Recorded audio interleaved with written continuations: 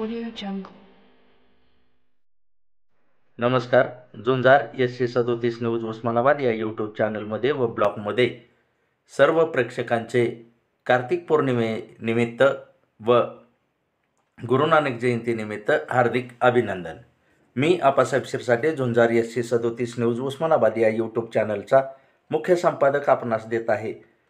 दिनांक 5 नोव्हेंबर 2025च्या उस्मानाबाद व धाराशिव परिसरातील 10 ठळक घडामोडी. 246 नगरपरिषदा आणि 42 नगरपंचायतचे बिगुल वाजल्याने सर्वच पक्षात उमेदवारी व प्रभागातील भेटीगाठी इच्छुकांची वाढीवल्या. ज्यांना पक्ष तिकीट देणार नाही ते करणार बंडखोरी व पक्षांतर. ढोकी परिसरात परत गाठला मुसळधार पावसाने धुमाकूळ.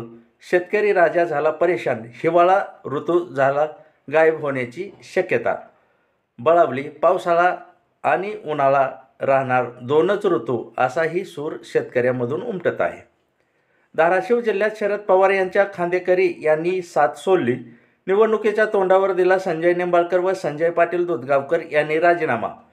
आले चर्चेला उधाण. नगर अध्यक्षपदावरून नाराजी यामुळे दिला राजीनामा असाही उमटत आहे सूर.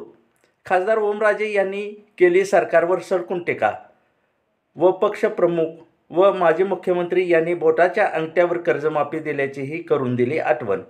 कळंब बस स्थानकात झाली मंगरूळ येथील एकास मारहाण. कळंब पोलिसांनी केला गुन्हा दाखल. तपास केला सुरू. फसवणुकीच्या 2 गुन्ह्यात एकाने बेकरी मशीन देण्याच्या कारणावरून 12.5 लाख रुपयाचा तर दुसरा ऑनलाईन गेम देण्यावरून 26,000 रुपये परस्पर खात्यावरून काढले. केला पोलिसांनी गुन्हा दाखल. शहरातील जुना बस डेपो परिसरात 60 वर्षीय महिला व तिच्या मुलाला 18 जणांच्या टोळक्यांनी केली मारहाण. घरात घुसून मारहाण. पार्वती साळुंकेच्या फिर्यादीवरून झाला 18 जणांवर गुन्हा दाखल व पोलिसांनी केला तपास सुरू. शिवसेना प्रमुख उद्धव ठाकरे अतिवृष्टीने नुकसान झालेल्या शेतकऱ्याच्या बांधावर भूम तालुक्यात साधत आहेत संवाद. सरकारी मदत फक्त कागदावरच असल्याची केली टीका. दाखविले आणि जनतेने दाखविले उद्धव ठाकरे यांना खराब शिधापत्रिकावर मिळणारे अन्नधान्य. माळकरंजा येथील उपोषण स्थळाला उपमुख्य कार्यकारी अधिकारी यांनी दिली भेट, परंतु तहसीलदार व गटविकास अधिकारी डेप्युटी इंजिनियर घेत आहेत सुट्ट्यांचा आनंद अशी खंत राजकुमार तुप समुद्रे यांनी व्यक्त. संजय पाटील दूधगावकर यांच्या राजीनाम्यानंतर डॉक्टर प्रतापसिंह पाटील यांची राष्ट्रवादीच्या जिल्हाध्यक्षपदी केली नियुक्ती.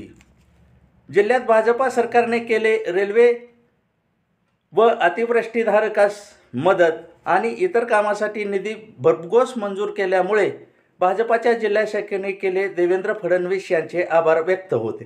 या होत्या उस्मानाबाद व धाराशिव परिसरातील 10 ठळक घडामोडी. अशाच घडामोडी पाहण्यासाठी झुंजार SC37 न्यूज लाईक करा, शेअर करा, सबस्क्राईब करा, तसेच बेल आयकॉन दाबायला विसरू नका. धन्यवाद. शुभरात्री.